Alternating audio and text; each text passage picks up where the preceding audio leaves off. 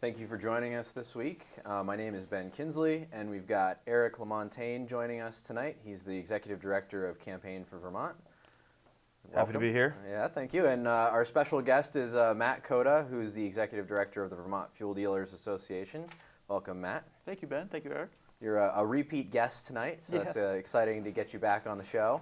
Happy to be back. Awesome. And we always ask our guests to talk a little bit about themselves to kick the show off. So tell us about you and how you became Executive Director of the Fuel Dealers Association. Sure. I grew up in southern Vermont, in Bellows Falls, Vermont, and went to high school there.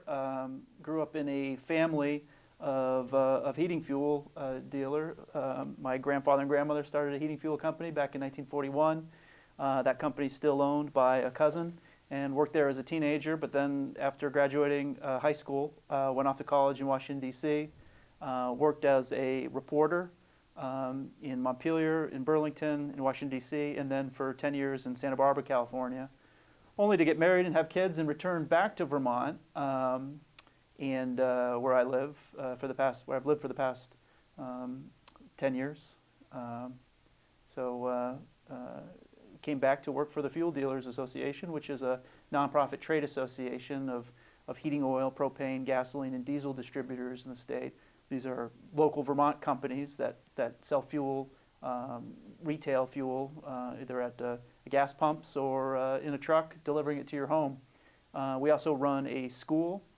We train about 1,000 heating technicians every year, and we have different programs for truck drivers and heating techs, compliance programs, which keeps me busy all year round. But during the legislative session, I'm the lobbyist in the State House for the fuel industry. Cool. Very cool. So last Tuesday night, the House voted 81 to 60 to double the tax on home heating fuels. That's kind of the reason we're here today, Sure. to kind of talk about that and what that might mean for Vermonters. But that's that money, the new tax money, would go towards an existing state program that helps low-income Vermonters weatherize their homes. But again, that is a tax on home heating fuel, so it's kind of a give and take. So what are your association's thoughts on that, and how it might impact you folks as well as low-income Vermonters? Sure. Ben and Eric, I appreciate the opportunity to come on and talk about the fuel tax, because frankly, there's a lot of confusion about what it is and what it isn't. It does support the Low-Income Weatherization Program, a program that's been around, that's been federally funded since 1980. And this tax on heating oil, on propane, on kerosene, and dyed diesel, it's been around since 1990. For nearly 30 years now, we have been paying for low-income weatherization, the heating fuel dealers who pay these taxes every month. 3 years ago, in 2016, it was changed from a percentage tax to a per gallon tax. Now that was done for a couple of reasons. One, to raise more money for weatherization, and it has over $1 million more a year than it would have under the old rate. And also for more simplicity, to allow a fuel dealer to put it on the bill, to see that the 2-cent tax is there, that the customer can be aware of, much like your efficiency charge on your electric bill or your natural gas bill. This weatherization tax or fuel tax in 2016 began appearing on customers' bills, but it's really an old tax that has been in place. This has the effect of the vote that just occurred last week of doubling that tax from 2 cents to 4 cents a gallon, raising it 100% with the money going to weatherization. What's important to note here is that it's not just on heating fuel, although it is mostly on heating fuel. It is on heating oil, it is on kerosene, it's on propane. Most of the gallons are used for heat, but propane is also used for cooking. So when you fire up your stove or your barbecue to cook, you'll be paying a tax that funds low-income weatherization. It also is on dyed diesel. Now, dyed diesel is diesel that goes into vehicles or equipment that isn't assessed the excise tax. So there's an excise tax on diesel that goes for your truck or your bus that's on the road, but for any entity that is exempt from the road tax, like school buses, like plow trucks, like graders, like equipment that goes into the woods, like skidders and feller bunchers, to equipment that works a construction site, like backhoes and graders. All of that uses dyed diesel, including farmers and their tractors, including railroads and their locomotives. All of that fuel, which is essentially diesel fuel dyed red to distinguish it from taxable fuel, is also assessed the fuel tax. So it's not just on heating fuel, it is on the equipment that we need as towns to keep the roads clear, that we need to get our kids to school. It's on the fuel that is used for our agricultural, our rural economy, tractors, yeah. for our farmers, for our loggers, for our quarries.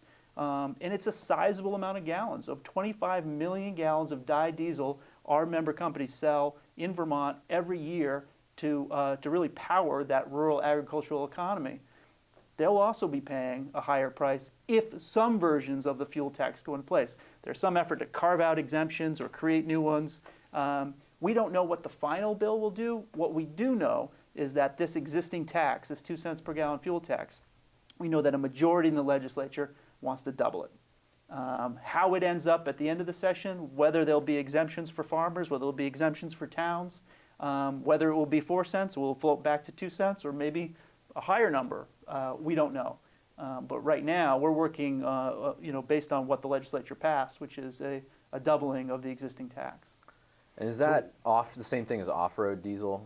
Yeah, so okay. off-road and dyed diesel is the same thing. And there's no difference between off-road and dyed diesel than the diesel that you would put in your Volkswagen TDI or your Ford truck. It's the exact same diesel. It's dyed red, so to distinguish it from being excise taxable. So for instance, if you put red dyed diesel in a truck or a car that has on-highway plates, that's registered as an on-highway vehicle, well then you've just violated tax law. Right, so they could go look in your gas tank. Exactly, and they do.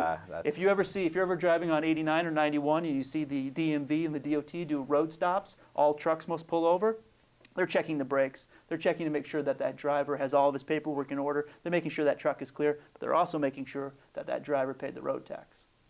Cool. Interesting. Let's talk numbers for a minute. Sure. 4 cents. I mean, you find that on the street. What's walking down the street, you find that on the ground, right? It doesn't sound like a lot of money, and I think that often gets lost in these conversations we have in the state as when we're referring to a tax, and we're only talking about a number that doesn't raise any alarm bells for anybody. But you have some really good numbers on your website in terms of when you actually look what that extra 2 cents per gallon means for a family over the course of a year.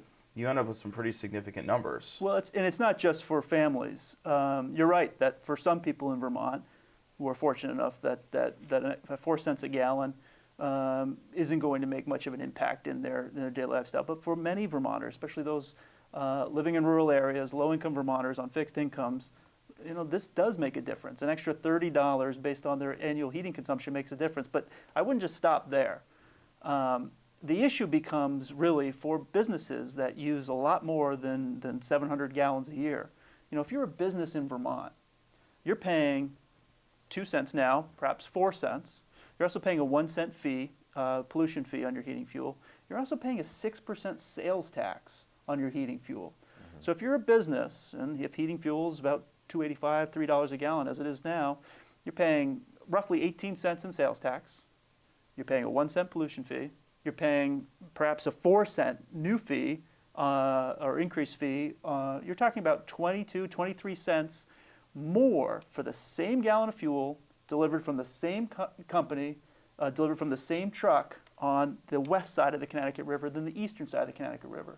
And if you're a business in manufacturing jewelry in Rockingham or widgets in White River Junction, and you're thinking about expanding your operation and you use thousands of gallons of fuel for your manufacturing facility, why would you do it in Vermont? Why would you do it in Vermont where not only are you 23 cents more per gallon than just that location just across that skinny Connecticut River, but also you have the threat of a carbon tax that may impose as much as $1 a gallon.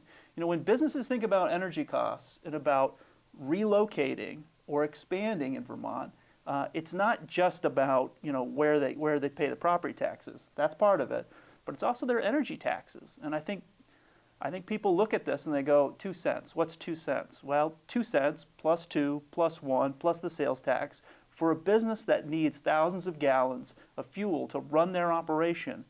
That's significant. And if you don't calculate that cost as a business person, then you won't be in business very long. Well, and that's actually a really good point. I mean, as we see with just the sales tax, I grew up right along the Connecticut River corridor, Sure. and we did 90% of our shopping. We went over to, it was Lebanon or Hanover, or we would cross the river because you could buy things cheaper. That's You right. didn't have that sales tax. Right. And there's no way that that doesn't have an effect on the economy. Yep. I mean, there's got to be, do you know if that's ever been quantified in terms of the number of people that we are driving away from spending, the number of Vermonters that we're driving away from spending their money in Vermont? Well, we know from national surveys, there's a couple of great national surveys. The one I frequently see pop up every year is they always survey people and say, how far would you drive? Or would you drive 10 miles out of your way to save 5 cents a gallon? And a majority of people always answer those surveys and say, yeah, absolutely. They would drive out of their way to save 5 cents a gallon. So imagine if we have the fuel tax or increased fuel tax. We're already 13 cents more per gallon more than we are in New Hampshire on gasoline. But if we add a carbon tax and other taxes, the idea that people wouldn't cross over into New Hampshire or Massachusetts in order to save a few bucks. Of course, when it comes to paying for our roads and bridges, none of that money will be going to Montpelier. It'll all be going to Concord. The bridges will be worn out, the pavement will be worn out from people getting cheaper gas over New Hampshire, but we won't have the money to fix it because all that excise tax goes to Concord and not Montpelier. That's the sort of short-sighted thinking when it comes to tax policy, recognizing that we are not an island. That even though that these taxes may support good causes, we have to look at it in the perspective of we are a state that relies on our neighbors, both for goods and services, but also, people have a choice. Yeah. People have a choice whether to expand their business in Vermont or to go over to Hanover or Walpole or Claremont or Keene. People have a choice about whether to fill up here or to fill up over there. And, frankly, we need to maintain our competitiveness with our neighbors. It's interesting that you mentioned that example because I've heard similar studies cite that those types of behaviors where people will drive 10 minutes out of their way to go get cheaper fuel somewhere. And it's interesting because in the end that, driving 10 minutes out of your way to get gas that's 10 cents cheaper doesn't save you any money, right? It probably costs you more money to drive that extra 10 minutes to, fill up and save $1.50. But if you're going to go fill, that's a good point, Ben, but if you're going to go fill up in gas, then you might also go eat at the restaurant Right. while you're there. You also might go shopping while you're there. So if you add another reason to not spend your money in Vermont, people will do it. And that's a Yeah. problem. That's Yeah. a problem. But I think it's interesting because it's not so much that, if someone thought through it logically, they'd be, oh yeah, I'm not really saving money maybe, but it's the principle of it. Yes. And that's the thing that, when you're thinking through some of these tax policy issues, and this is more true on are on the border with New Hampshire than it is elsewhere around Right. the state, because you have those disparities in tax policy between the two states. Where it's not so much if you do all the math, maybe it's not as big of a deal, but it's the principle and it's the behaviors that it incites, and we know that all these families are going over across the river to do shopping, to go to the Walmart or the Best Buy or the grocery store or whatever, and and maybe it's not because the actual cost is that much different, but the perceived cost is. Right. And it's not just one tax, right, or one fuel. I mean, it's the gasoline tax, it's the diesel tax. If you're a business, if you have a lot of diesel-powered vehicles, it's that tax. Mm-hmm. If you're if you use a lot of electricity, we've got the 8.5% efficiency charge plus a sales tax on sales of electricity, as opposed to what they have in New Hampshire. So it's not, it's all of these energy taxes added up.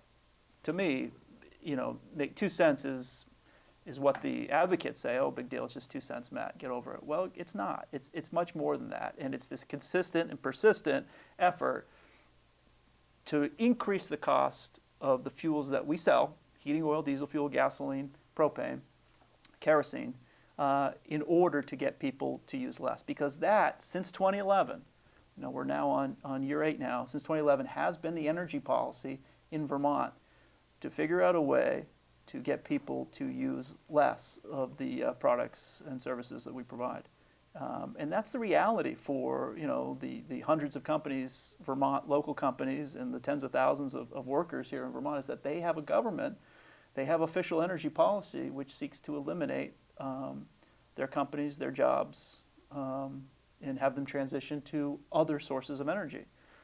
The energy plan in Vermont and throughout much of Northeast is to electrify both the thermal and the transportation sectors, and to have that electricity come from renewable resources. And we're seeing that. We're seeing that in their policies to encourage people to use electric heat. We're seeing that in their policies to get people to convert to electric vehicles. And some of them come from a good place, but there is an effort to increase the cost of the products that we sell in order to force people, compel them economically to switch, to use something else. And we don't think that's good energy policy. We don't think that's good economic policy. And that's one of the reasons that we are fearful and we fight against efforts to raise taxes on fuel. So while we're talking about numbers, something I'm curious about, I don't know if you've done any research on this, but so the goal here, aside from disincentivizing the use of fossil fuels, which Right. is ostensibly one of the things they're trying to do with this new tax, Sure. is to fund low-income weatherization projects, right? And I'm curious if you know the breakdown of fuel usage, across an income spectrum. Like, do we know what the ratio of fuel usage is from businesses to low-income families to middle-income families, high-income families? Who uses the most fuel? Well, certainly the largest user of fuel is the businesses. 60%, or excuse me, 30% of our sales are to businesses in Vermont. Businesses tend to be large users of fuel, whether it's transportation fuels to move their products and services around the state or around the region, or it's heating fuels or processed fuels for manufacturing, or for heating a large building for many workers who have to stay warm when they work. So we know that that 30% of our sales are to business customers, and they're assessed the sales tax in addition to all the other taxes. When it comes to the weatherization program, which again we've supported by paying taxes for since 1990 for nearly 30 years, the program does a number of good things. There's no question about it. And one of the most important things it does is improve the health and safety of the low-income homes in Vermont.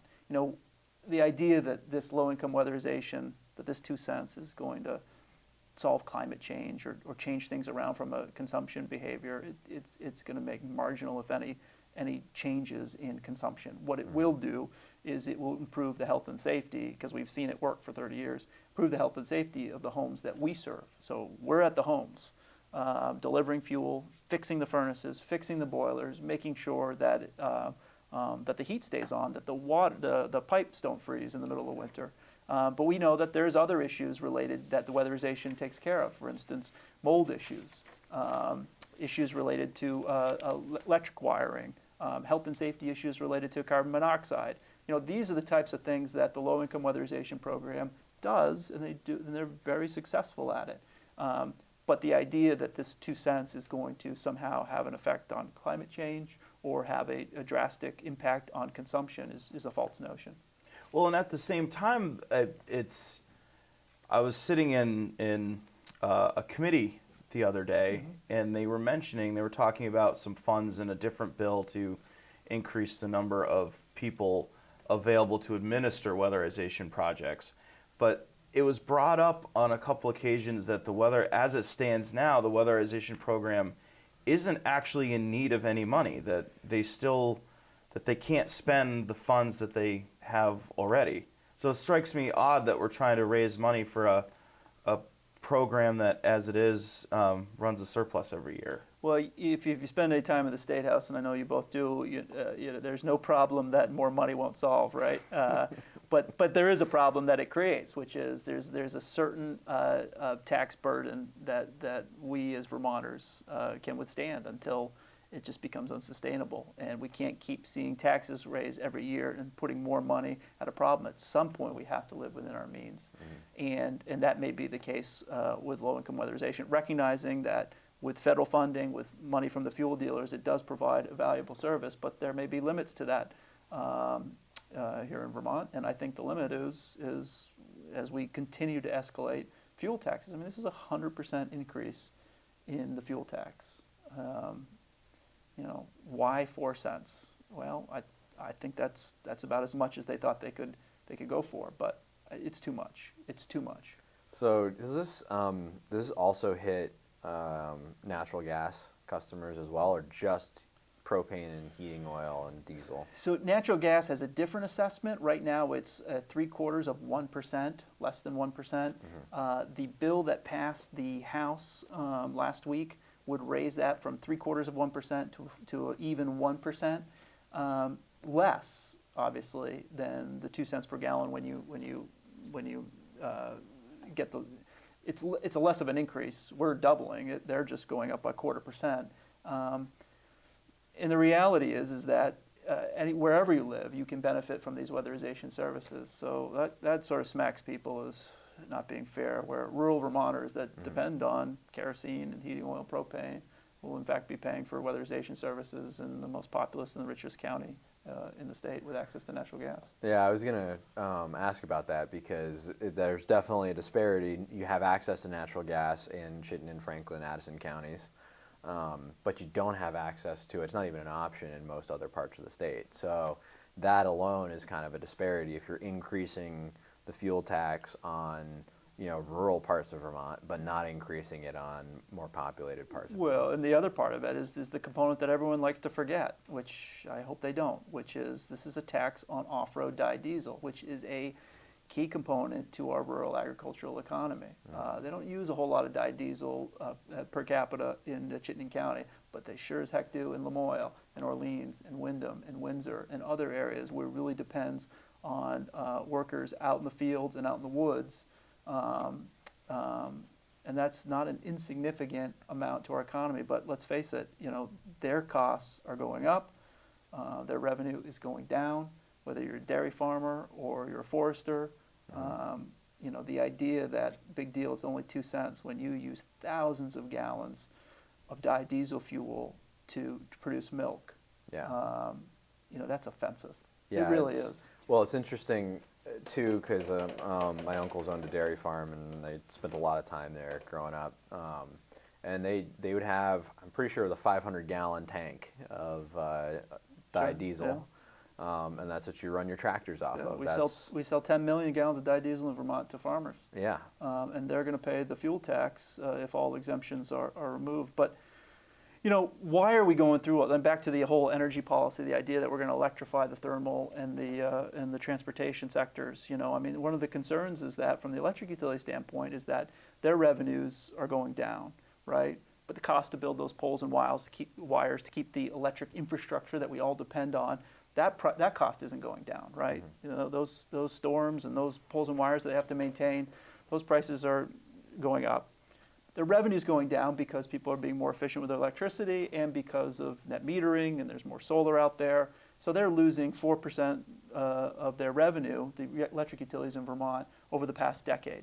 And they're projected to as well if they don't increase their sales of electricity for transportation and for thermal. 4% loss in revenue over the past 10 years. The utilities have a fancy name for it. It's called a death spiral. A 4% loss in revenue for a dairy farmer, that's not a death spiral, that's a Tuesday, right? So for a dairy farmer or a fuel dealer or a forester, someone who's seen their income go down and down and down and down, the idea that we are going to raise a tax to encourage people to use less of this product so you use more of electricity, that is on its face a farce, right? Tesla is not bringing in an electric tractor and selling it to a dairy farmer. So they're even increasing. If they did, the dairy farmer probably couldn't afford it. Couldn't afford it. So they need to rely on the fuel that has powered their farm for the last 100 years. And if you increase the cost of that energy for our rural economy, we won't have a rural economy. The idea that we can all just drive Teslas and use electric heat, and so we should make that fossil fuels more expensive.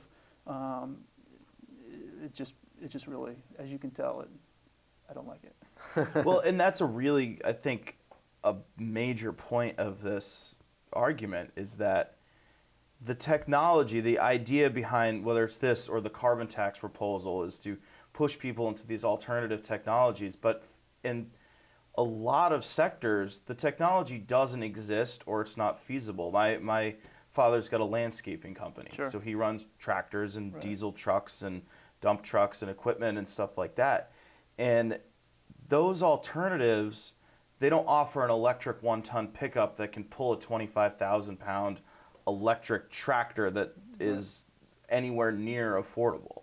Right. And the idea of trying to force this switch, there's a lot of people that it'll be 20 years before the technology even exists where they will begin to see any benefit to this. And there's also a false notion, and I hope the viewers will stay with us because this is an important point. There's a false notion that if I can plug in my car, if I can plug in my heater and not turn on my gasoline-powered engine or not turn on my heating oil or propane-fired furnace, that is somehow renewable. And it is true that Green Mountain Power and other utilities in Vermont are increasingly growing their renewable resources for electricity.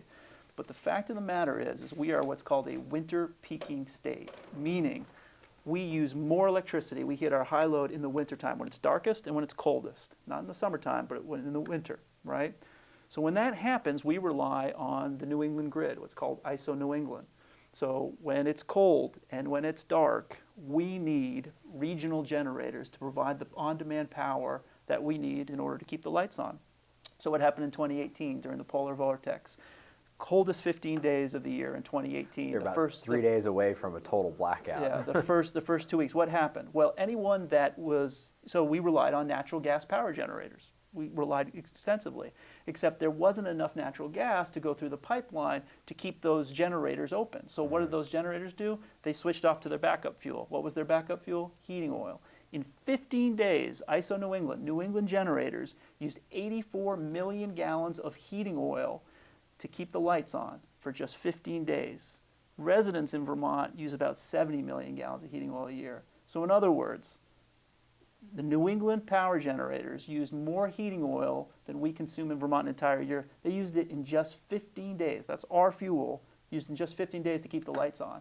So you were running your Tesla, not your Tesla, someone was running their Tesla or their Prius or their electric heater. They were running it on heating oil burned down south, creating electricity to run through the lines. That is not an efficient way to heat your home in the middle of winter. It's not an efficient way to run your car. Well, no, and it's certainly not benefiting the climate. And the other thing too that's really important. So I actually studied electrical engineering in college, and the other thing that's really important with energy generation is the proximity to where that energy is consumed. Absolutely. Because if you're, for example, producing solar electricity and then you're feeding it 15 feet down to a charging station, that's a fairly efficient, in terms of electric efficiency, that's a fairly efficient system because you're producing the energy 25 feet away from where it's being used. Right. If you're producing it in southern New England, pumping it through a line, 800 miles to Burlington, to then feed a charging station, that's not an efficient system. You're probably getting maybe 10%, 10 or 15% of the actual power produced downstream. So if you're charging a battery for a electric car, you actually have to produce 10 times as much energy downstream to get it to your charging station. On the coldest days of Vermont, and we still have cold days in Vermont, the most efficient, the most environmentally safe way to create heat is through combustion that's local, not to create the combustion down in Delaware or New Jersey and ship it up in lines and have people use electric heaters that, quite frankly, the new cold climate heat pumps, they deliver efficient air conditioning in the summer. They take the chill off in the spring and the fall, but they do not work in the middle of the winter. The compressors are outside. They freeze up. You have to turn on the air conditioning when it's coldest in order to unfreeze them and put the heat back on. We've seen a number of stories because our technicians go out and respond to these heating emergencies every winter, and it's always the same. Oh, I didn't think I needed any oil this winter because I installed this heat pump. Saying, well, yeah, no, you've got air conditioning and you can take the chill off in the fall and the spring, but you have to fill your tank and you have to use oil or propane or kerosene in the winter because these things will not work when the temperatures turn negative. And as a result, do we sell fewer gallons because these cold climate heat pumps are going in, these electric heaters? Yeah, absolutely. But you cannot lose your heating system. Right. And a lot of people are learning that the hard way. It's a way to supplement. Yeah, but they think it's a swap out technology, and it is not. It is supplemental space heating with air conditioning. But if you don't have your oil boiler or furnace or your gas boiler or furnace working in the winter, you are going to be cold. So let's switch gears for a minute because we're talking about heat pumps and technology. What are some of the new technologies that are happening right now in the heating fuel industry or the transportation fuel industry? I'm sure it's not a stagnant industry by any means. So what are some of these new technologies out there that might help Vermont reach some of their climate goals that we've set out? Sure. Yeah, I just returned last week. I was at the National Oil Heat Research Association's laboratory in Plainview, New York. That's in Long Island, where they're doing a number of things. They're testing new burners, Babington and Beckett burners, Carlin burners. They're testing new furnaces and boilers. They're testing a variety of biodiesel blends and how they interact with this equipment. The oil heat industry has a path, has a way to get to 100% renewable in the next 30 years, and they're doing that through liquid biodiesel. Mm-hmm. So there's a number of ways you can make biodiesel. You can make it from used vegetable oils. You can make it from virgin vegetable oils. You can do it from cellulosic waste. There's a renewable diesel that's out, but whether it's heating oil or diesel fuel, kerosene, dyed diesel, it's all the same distillate, and renewable fuels can be part of that future. And you can use, of course, diesel for on-road vehicles, for equipment in the woods and in the farm, and of course you can use it for heating, as half of Vermont does. So from our perspective, from the liquid fuel distributors, we see a future in which we're using more efficient boilers and furnaces, better burners, using a renewable liquid fuel, and we think that our industry, which has been keeping people warm in Vermont for literally over 100 years, will be around for another 100 years, selling a more efficient, renewable liquid fuel. Well, even things like algae, right? You can use algae to create diesel fuel. This is something that the Marines were investing. They were actually invested a lot of research into as a way of creating a renewable resource they can actually grow on a base and not have to worry about supply lines. Yeah. In fact, we had a project, VFDA received a grant from the U.S. Department of Agriculture several years ago to do a test case where we were growing algae at a farm a dairy farm in Charlotte, Vermont, using some of the waste products there and using some of the waste products from Fiddlehead Brewery, working with a research team at UVM, and they were developing a renewable algae-based biodiesel that could be used for heating, for jet fuel, for transportation, and it works. Now, the costs are extremely high. So, someone who can figure out how to scale production, so to develop, instead of, a few hundred gallons, can develop millions of gallons, there is a bright future for distillate, which is diesel fuel, kerosene, jet fuel, heating oil. There's a bright future because, it's been working for 100 years. There's no amount of, there's an amazing amount, it's a liquid that provides a tremendous amount of energy and is extremely transportable. And it's safe. It is a hazardous material, but it's not going to spontaneously, it's not a gas, it's a liquid fuel that is incredibly safe, incredibly transportable, and packs an incredible amount of energy. And so if we can get to it where we're producing it on the farm, producing it using cellulosic waste, as the biofine product does, or producing it through recycling vegetable oils or growing canola oil to create biodiesel, there is an opportunity for liquid fuel distributors to be part of this renewable energy. Unfortunately, there is another business proposition, which is to electrify everything and to create all that electricity through wind, water, and solar. Hydro and solar power and wind power, and I understand their business model, but we think that there's a future both for biomass and biodiesel in a renewable energy, part of Vermont's renewable energy future. And it's a struggle to get that voice out there because there's so many people that want to eliminate the fuels that we sell and want to rely completely on electricity. But as we found out during the polar vortex, to go alone, to rely on electricity, one fuel only, one company only, may not be the best approach. We need to diversify our energy, and that includes keeping those fuel distributors around that can deliver heating oil and propane and biodiesel and gasoline. There's another issue too with electricity. And we all live in Vermont. We know what our springs and what our falls and what our winters look like. And the power goes out. It goes out quite a lot. Yeah. You get a tree that hits a power line. We've got lots of trees and we've got lots of power lines. So, you don't have those same issues with propane and heating fuel.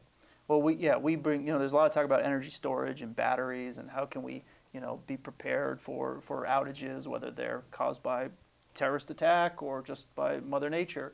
And all those are good discussions to have from an emergency planning standpoint. But we offer something, and we have been offering something for 100 years, which is an energy storage system. It's called a tank.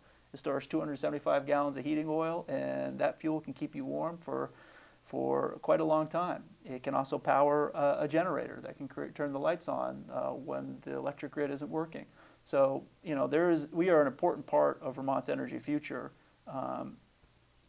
we think. But we also realize that there are a lot of forces lined up against us that want to eliminate the products that we sell, the companies that sell them, and the thousands of employees that contribute to the state of Vermont.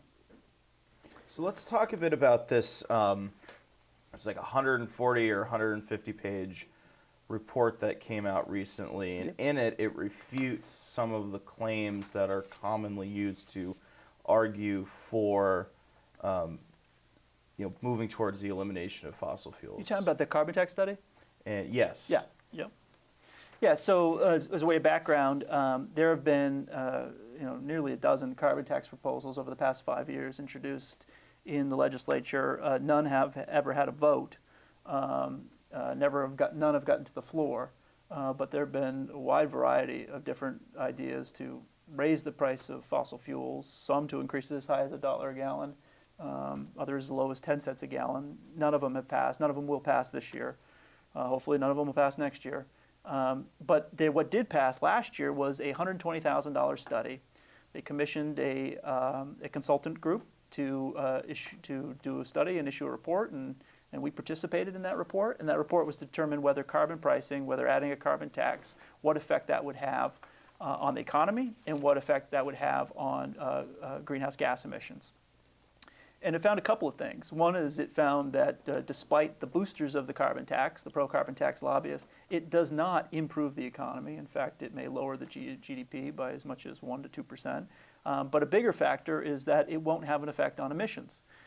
Raising a carbon tax by 40 cents, 50 cents, even $1, unless you're taking that dollar away from someone who needs it, like the farmer who needs diesel fuel to run those tractors to make milk and make ice cream and cheese. If you take that dollar and you give it to somebody else, and they can use that dollar to buy an electric heater or an electric car, that's the only way you will have an effect on emission. But of course, that is entirely regressive. It's robbing rural Vermont in order to pay for urban areas to get electric heat and electric cars. So that doesn't make any sense. And you end up in that same position we talked about earlier, where the technology to take advantage of that incentive doesn't exist. Right. And the other issue with it is that it really won't change. The farmer can say, well, I guess I'll just stop making milk, but there's not an alternative, as you pointed out. And the other thing is, will it really curb behavior? I mean, that's the other issue. I listened to testimony just last week from John Erickson, who's a UVM professor, and it was very interesting testimony. And one of the things that he pointed out is really, in order to make a difference, we need to be talking about $400 per metric ton. That was his testimony before House Energy Committee. Just for reference, $400 per metric ton for a gallon of heating oil or a gallon of diesel fuel is about $4 a gallon. So in other words, in order to get people to be incentivized to stop using diesel fuel, or heating oil, we really need to be looking at a tax of $4 a gallon on top of the commodity price, so currently $3 a gallon. So, we're talking about $7 a gallon is what the carbon tax advocates, some of them, think we need to be at in order for people to stop using this product in time to meet our renewable energy goals. Remember, the energy goals say that by 2025, just 5.5 years from now, that we need to reduce our emissions by 25% over 1990 levels.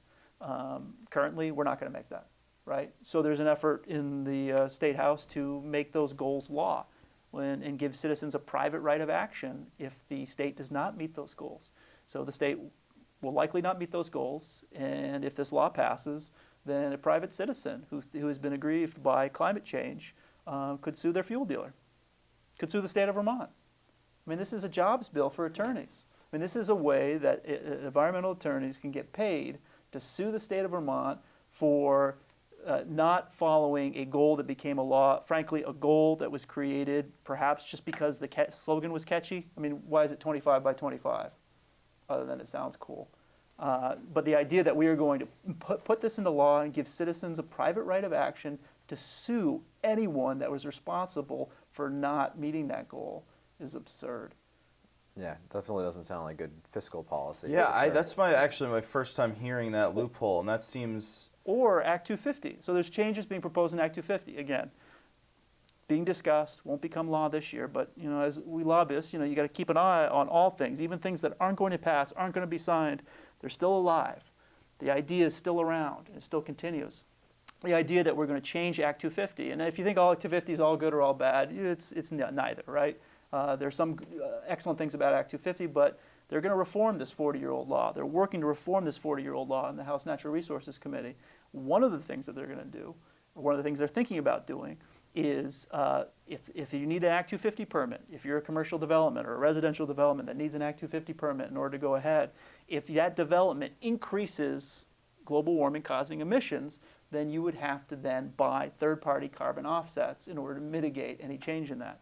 So if you're building a housing development that needs an Act 250 permit, or you're building a new ski lodge that needs an Act 250 permit, and you're going to heat that ski lodge, or you're going to provide heat for that commercial or residential housing development with oil or propane or natural gas, then you will have to then, under the law, prove that you're keeping a rainforest alive in Central America in order to go ahead and build that development. Well, what will that do? Well, will that raise the cost of building that development? Absolutely. How much? We don't know, because the third-party offsets are feel-good measures, and they're not necessarily regulated by any federal entity.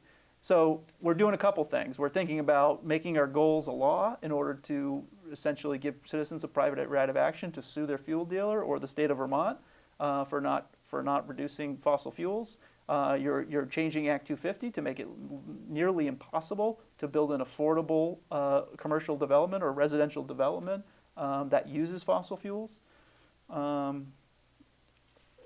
It's a disturbing place that we're in. We agree that there needs to be efforts to improve efficiency, but the idea that we're going to tax our way into a renewable energy future, or we're going to litigate our way into a renewable energy future, just isn't plausible.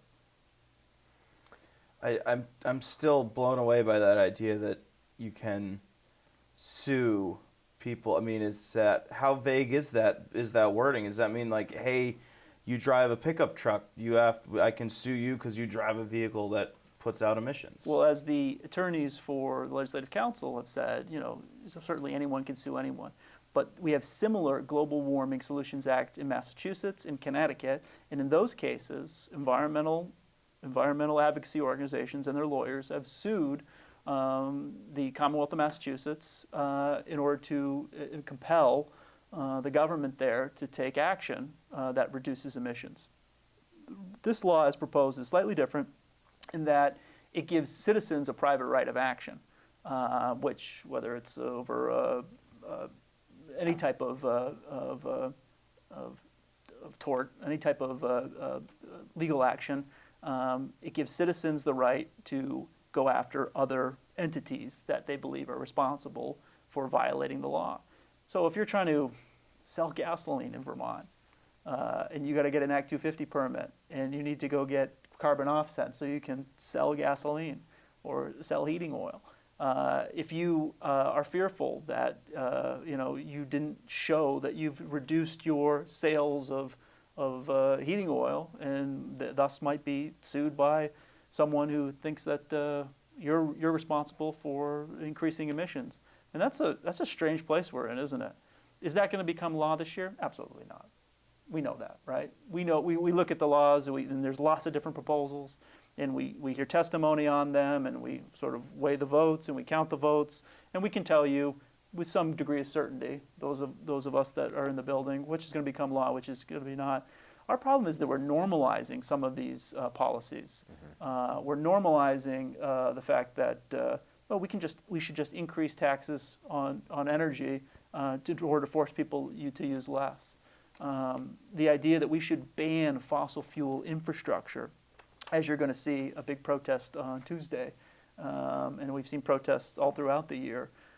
We're going to make it difficult for companies to be able to make it impossible. If they can't build new storage tanks for fuel, it's going to make it increasingly difficult for them to sell that fuel in the future. And that's the point.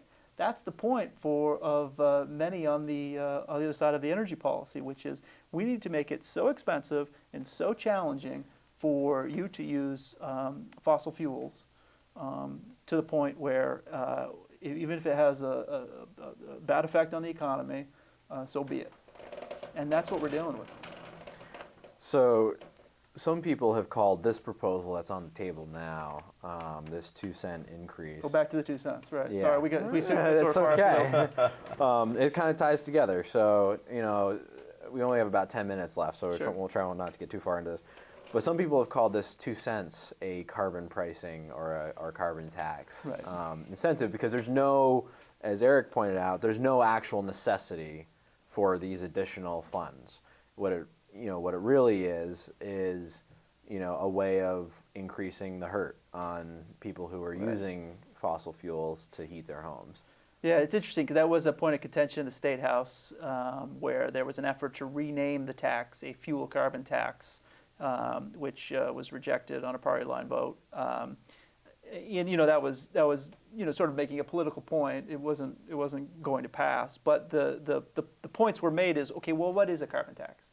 And there is some thought that, no, a carbon tax is when you measure the output of carbon, either a life cycle of the carbon, of the fuel, or at the burner tip, where the point of combustion, what's the carbon release there, and that's, then you have a metric of how to tax it, and certain fuels are taxed here and certain fuels are taxed here depending on the output of carbon. Others say, well, carbon tax is really when you're creating a tax on something that makes it more expensive, so people are compelled economically to use less of it. And that's really a carbon tax. And this you couldn't call it because it's only 2 cents and so on and so forth. So then there's that argument. But the fundamental point of this fuel tax is to get people to use less fuel, right? I mean, that's what it was sold as, is we're going to raise the cost of this fuel, make everyone pay, and then for those that are the lowest income in Vermont, we're going to help their homes become more efficient.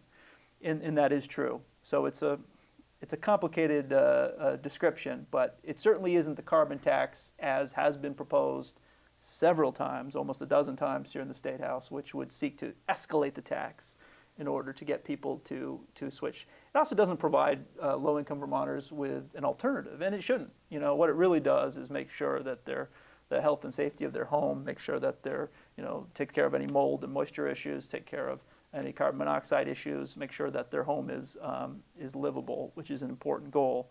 But the actual effect, when you go into a small home and you make it more livable, you take care of the mold issues, you take care of the electrical issues, take care of the carbon monoxide issues, and then you tune up the furnace and you add some insulation.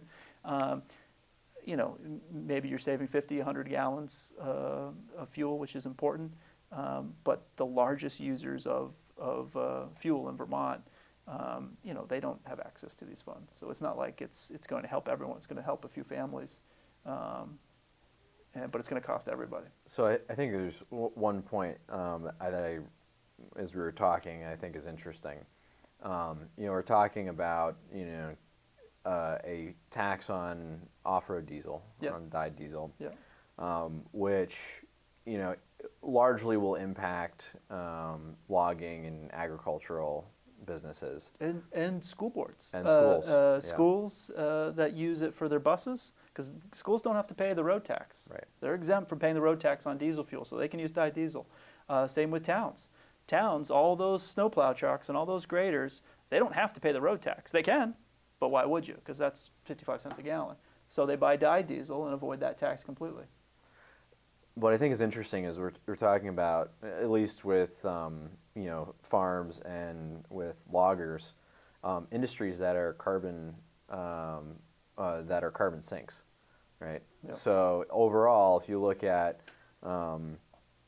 farming and logging, they're actually creating more carbon recapture than they're expending in those types of activities, right? Because you cut down trees, new trees grow up. The largest carbon sponges are young saplings, young trees Sure. that soak up carbon Yep. as they're growing quickly. That's true. And if we're disincentivizing those industries that are carbon sinks in our energy portfolio, Right. what are we actually accomplishing? Right. Very So true. I think that's an interesting way of looking at this.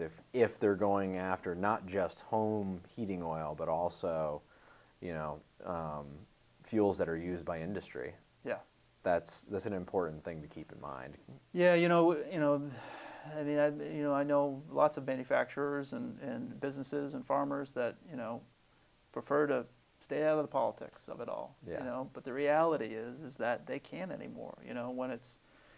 When someone is saying, well, so what? Fuel taxes go up, take the bus, or use electric heat, or turn the heat down, or whatever. That's fine. But for people that need this fuel to run their business, that just smacks of elitism. And I don't think people understand it. I can tell you, being in the State House, traveling around Vermont, people don't really understand what dyed diesel is. Right. And they don't understand how important diesel fuel is to a rural agricultural economy and to a manufacturing economy. Whether you're OMIA or whether you're creating widgets at a manufacturing plant, or whether you're in the woods or on the farm, you don't get by on electricity. You need diesel fuel. And we sell it, and we have to tax it, as the state of Vermont tells us to. And it's about to double if things don't change here in the next few weeks. So we have about 5 minutes left. Is there anything else that Vermonters need to know about this tax in particular, or are there any other issues that your organization is working on that Vermonters should know about? Yeah, and this is one of the things that Campaign Vermont has done a fantastic job, and Eric and Ben and Pat and bringing attention to this, which is workforce development. With our unemployment rate, below 3% for however many months now, with zero population growth, particularly in our rural areas, not in Chittenden County so much, but definitely in our rural counties, the other 13 counties, workforce development is key for us. We run a school for the trades, plumbers, electricians, heating techs, drivers, and it's becoming harder and harder to find people to replace our aging workforce that wants to retire. This is a critical issue. This is an energy security issue. We have a lot of owner-operators. Most of our companies that sell heating fuel, 10 employees, 5 trucks. The name on the side of the truck is usually the guy behind the wheel or in the front office. These are small companies that they hire in 1s and 2s every year, but they need people. And these are in rural areas of the state where we're selling heating fuel, where we need truck drivers, where we need heating technicians. So the efforts that Campaign for Vermont has done, that we have done, and other trade associations have done that train and hire, help companies hire skilled workers, critically important. Critically important, right? If you've ever had to hire an electrician or plumber or heating tech in the middle of the night, you know how challenging it is, and you know how expensive it is, and that's a direct relation to the fact that it is a very if you want to leave high school and join the trades, there's a job waiting for you, and there's a good paying job waiting for you. If you want to deliver fuel in the wintertime, and there's a good paying job with benefits that's waiting you. So one of the things that we've done is we hired University of Vermont Center for Rural Studies to do a study on what our industry needs are, what our pay is, what the average pay is, to help us as we go to the tech schools and try to do a recruiting effort to get more people to realize that we are, despite the energy policy in Montpelier, we're going to be around for a long time, and we pay well, and we need new workers, we need new techs, and we need new drivers, and we provide a valuable service for Vermont. We keep Vermont's economy running, we keep our engines running, we keep the heat on, and we're increasingly reliant on an aging workforce, as many of the trades are, as you know, and figuring out how we can get more young people interested in skilled trades, recognizing its potential as a real job that can pay big dividends, and figuring out how we can get more people in Vermont not to work from their home on their laptop to their financial firm in New York City, but to move to Vermont and work with their hands and drive a truck and fix things and improve things for our housing stock. I mean, that's really our overarching goal. Yes, we've got the issues in the legislature with the taxes and the regulations and all that, but figuring out how we, all of us in Vermont, can get more young people interested in the skilled trades is going to benefit our agricultural economy, it's going to affect our manufacturing economy, and it's going to be a good thing for Vermont if we can pull it off. So I'm with you 100% on all of your efforts, and I think it's going to be a collective effort to get more people to recognize this opportunity. Awesome. Well, thank you so much, Matt. Thank you. Hopefully I'll have you on again. Thank you. Well, thank you all for listening, and until next week, keep listening beyond the sound bites.